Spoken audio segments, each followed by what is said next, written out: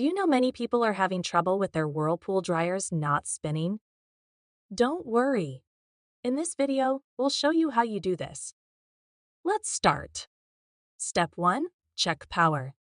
Ensure the dryer is plugged in and set to the correct settings. Press the start button firmly. Step 2. Close door securely.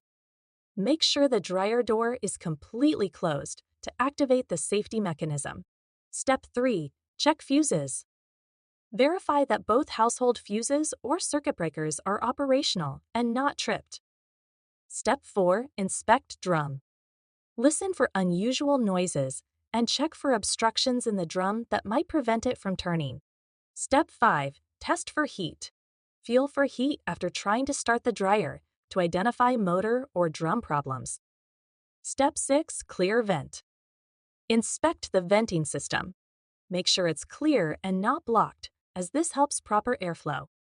By following these steps, your Whirlpool dryer should operate smoothly again. Still need help? Visit our website for the complete manual. There you will also find questions and answers from other Whirlpool users. Did you find this video helpful? By subscribing, you help us continue to answer users' questions. So, subscribe to our channel. Thanks for watching, and see you in the next video.